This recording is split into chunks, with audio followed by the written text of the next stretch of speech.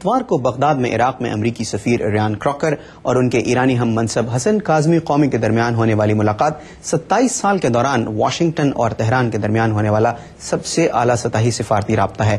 ملاقات کے بعد امریکہ اور ایران کے سفیروں نے میڈیا کے نمائندوں سے جو گفتگو کی، ہم آپ کو اس کے کچھ حصے سنواتے ہیں۔ Iranians as well as ourselves laid out ملاقات میں ہم نے اور ایران نے عراق کے حوالے سے اپنی اپنی پالیسی بیان کی۔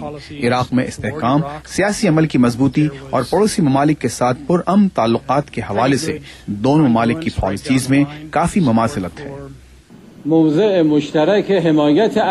ہمیں پورا اعتماد ہے کہ اس ملاقات میں ہونے والی پیش رفت دونوں ممالک کے درمیان اعتماد کی فضا ہموار کر سکتی ہے۔ اور اس ملاقات کے حوالے سے گفتگو کے لیے ہمارے ساتھ اسٹوڈیوز میں موجود ہیں مڈل ایسٹ انسٹیٹیوٹ کے ڈاکٹر فاروق حسنات۔ ڈاکٹر صاحب بہت بہت شکریہ خبرنگار کے لیے وقت نکالنے کا۔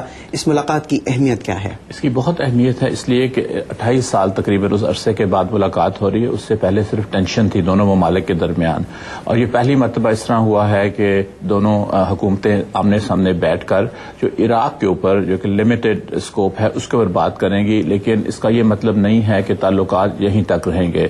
اس میں وسعت بھی آ سکتی ہے، لیکن یہ آنے والے حالات بتائیں گے۔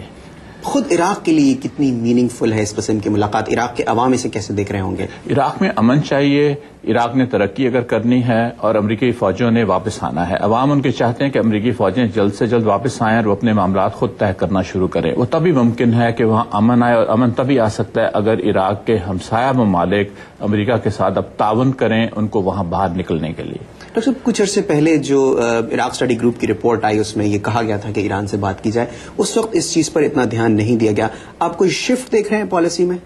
پالیسی میں شفٹ اس لیے ہے کہ سرچ ان کا میرا خیال میں اخیرلا وہ تھا، حربہ تھا کہ سرچ کر کے بش ایڈمنسٹریشن کا کہ سرچ کر کے دیکھیں، اس سے شاید حالات کنٹرول میں آ جائیں۔ یعنی آپ عراق میں فوجیوں کی تعداد بڑھانے کی بات کر رہے ہیں؟ جی بالکل، وہ بھی کر کے دیکھ لیا۔ اس کے بعد ہم دیکھتے ہیں کہ بہت زیادہ کیجولٹیز بھی ہو رہی ہیں اور کوئی آگے امید بھی نظر نہیں آ رہی، تو ضروری ہو گیا جو گراؤنڈ ریالٹیز ہیں ان کے ذریعے ضروری ہو گیا کہ ہم سایوں سے بات کی جائے۔ پہلے سیریا سے کی، اب ایران سے کی جائے۔ یہ بتائیے کہ اب امریکہ جو یہ بات چیت کر رہا ہے، آپ کے خیال میں اسے فیوچر میں بھی چلانے کا ان کا کوئی ارادہ ہوگا، یا اتمام حجت کے لیے دنیا کو دکھانے کے لیے کہ بھئی ہم نے بات کر لی ہے؟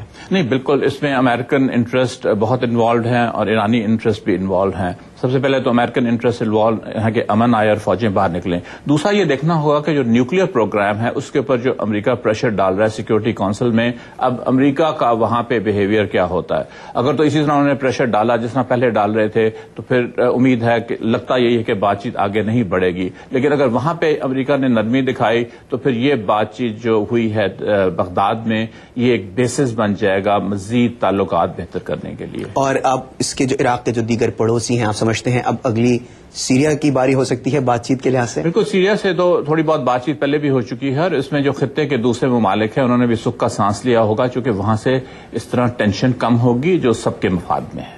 ڈاکٹر صاحب آپ کو بہت بہت شکریہ۔